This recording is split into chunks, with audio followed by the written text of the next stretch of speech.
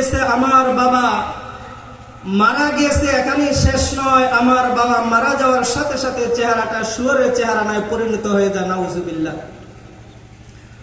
তখন ওই সুন্দর চেহারা বিশিষ্ট লোকটি বলতেছে, হে যুবক, আসো দেখি তোমার বাবার লাশের কাছে যাই, দেখি তোমার বাবার কি অবস্থা।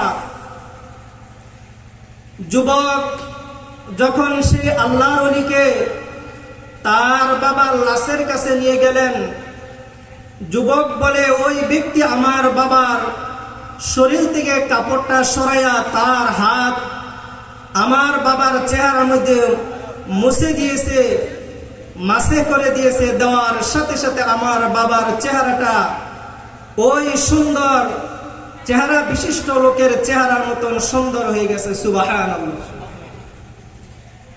এবার যুবক বলে, হে আল্লাহর বান্দা, আপনি কে? আপনার কি পরিচয়? আপনি আমার এত বড় উপকার করেছেন। তখন ওই ব্যক্তি বলতেছে, হে যুবক, তুমি যদিও আমাকে চিনো না, আমি হচ্ছি রাহমাতুল লিল আলামিন, নবী মুহাম্মদুর রাসূলুল্লাহ সাল্লাল্লাহু আলাইহি ওয়াসাল্লাম। এবার যুবক সে নবীর পায়ের মধ্যে জড়িয়ে ধরে আর বলে, আল্লাহর নবী গো, ও আল্লাহর হাবিব রাহমাতুল লিল আলামিন, আল্লাহর কসম করে বলি, আল্লাহর কসম করে বলি, আমার বাবার এই করুণ অবস্থা আমি কারো কাছে শোনাই নাই। আপনি কিভাবে জানলেন, কিভাবে শুনলেন? আপনি আমার বাবার আমার এত বড় উপকার করলেন। রাহমাতুল লিল আলামিন দয়ার নবী দুকুলের সাথে জনাবে মুহাম্মদুর রাসূলুল্লাহ সাল্লাল্লাহু আলাইহি ওয়াসাল্লাম বলেন, যুবক, তোমার বাবা দুনিয়াতে যত ঝামেলার মধ্যেই থাকতো, যত মুসিবতেই থাকতো না কেন, আমি নবীর উপর তোমার বাবা সকাল সন্ধ্যা 300 দুরূদ পাঠ করত। সুবহানাল্লাহ। আল্লাহর হাবিব জনাবে মুহাম্মদুর রাসূলুল্লাহ সাল্লাল্লাহু আলাইহি ওয়াসাল্লাম বলেন, ইন্না লিল্লাহি তাআলা মালাইকাতান সাইয়াহিনা ইউবাল্লিগুনা ফিল উম্মাতিস সালাম। দুনিয়ার মধ্যে সারা কুল কায়নাতের মধ্যে আমার কোন উম্মত যখন আমার উপর দুরূদ পাঠ করে, আল্লাহ রাব্বুল আলামিন একদল ফেরেশতা নিযুক্ত করে রেখেছেন। ওই দুরূদ পড়নেওয়ালা উম্মতের তার নাম লিখে, তার বাবার নাম লিখে, তার পুরা ঠিকানা লিখে, দৈনন্দিন দুরূদ পড়নেওয়ালা উম্মতের ঠিকানা আমি নবীর সামনে পৌঁছায়া দেয়। ও যুবক শোনো, ও যুবক শোনো,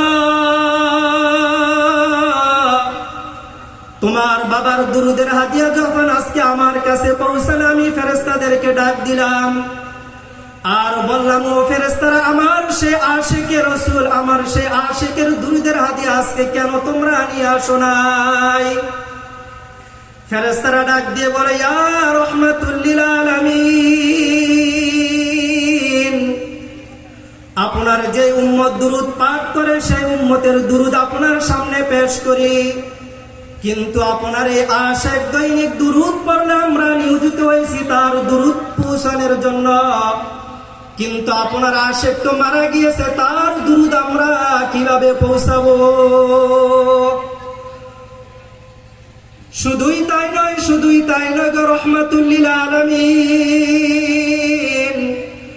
আপনার উম্মত মারা গিয়েছে, মারা যাওয়ার সাথে সাথে তার চেহারাটা শুয়োরের চেহারায় পরিণত হয়ে গেছে। দয়ার নবী বলেন, হে যুবক, যখন আমি শুনতে পারছি তোমার বাবা আমার কাছে দুরূদ পৌঁছাইতো, আজকে দুরূদ পৌঁছা নাই, ফেরেশতা আমাকে সেই সংবাদ শোনাইছে তোমার বাবা মারা গিয়েছে, আর মারা যাওয়ার সাথে সাথে তার চেহারাটা শুয়োরের চেহারায় পরিণত হয়ে গেছে। আমি না রাহমাতুল লিল আলামিন, আমি না দয়ার নবী, আমি না মায়ার নবী, যে উম্মত দুনিয়ায় থাকা অবস্থা আমি রাহমাতুল লিল আলামিনের উপর দুরূদ পাঠ করতে, আজকে এই উম্মত কঠিন মুসিবতে পড়ে আছে, আমি কিভাবে সহ্য করতে পারি? আমার নবী নবী কেমন দয়ার নবী ছিলেন। আল্লাহ বলেন ওমা আরসালনাকা ইল্লা রাহমাতাল লিল আলামিন। ও নবী গো আপনাকে শুধু মানুষের জন্য রহমত হিসাবে পাঠাই নাই, আপনাকে শুধু জিন জাতির জন্য রহমত হিসাবে পাঠাই নাই, আপনি আকাশবাসীর জন্য রহমত, আপনি জমিনবাসীর জন্য রহমত, আপনি কুল কায়নাতের জন্য রহমত। কেমন রহমত আমার নবী, আপনার নবী। একদিন একটা কবুতর রক্তাক্ত অবস্থায় আমার নবীর সামনে এসে বসে যায়, নবীর শরীরের উপর বসে যায়, আর ওই কবুতরের গা থেকে রক্ত জোরে জোরে নবীর গায়ের উপর পড়তেছে। এমনি সাথে সাথে আরেকটা বাজ পাখি এসে ওই বাজ